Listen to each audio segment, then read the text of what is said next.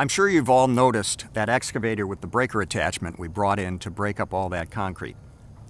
I just want to address a couple safety items related to operating and working around a breaker or hammer. Now, the breaker has one purpose: making little rocks out of big rocks, or in our case, little chunks of concrete out of big ones. It operates by tapping into the excavator's hydraulic system and, using hydraulic power, generates a tremendous amount of force on its tool or chisel point, enough force to break rock and concrete. So in that process of breaking concrete, there's going to be a lot of noise, dust, and flying debris. Now, we all need to take precautions with all that. There is a hazard zone around a working breaker, and we're setting that hazard zone at 140 feet from the breaker. Now, we'll keep a barrel and warning tape barrier around the excavator at that distance whenever the breaker is working.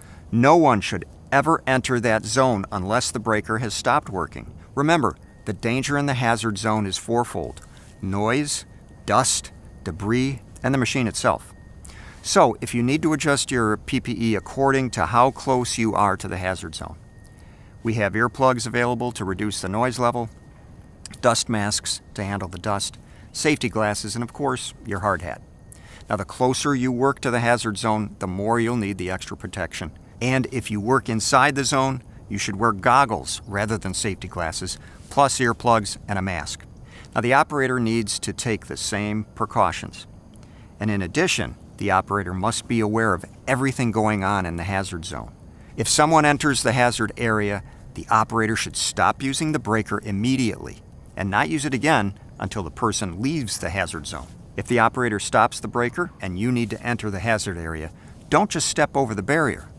Before you enter the hazard area, make sure you have visual or radio contact with the operator and the operator knows you're going to enter the hazard zone. Do not enter until the operator has acknowledged you and given you permission to enter. And don't think because the operator has given someone else permission to enter on the other side of the machine that you can just enter somewhere else. The operator needs to know about everything and everyone in the hazard zone. So these are some things we don't usually deal with, but if we use our heads and follow some simple, common sense practices, we'll keep each other safe.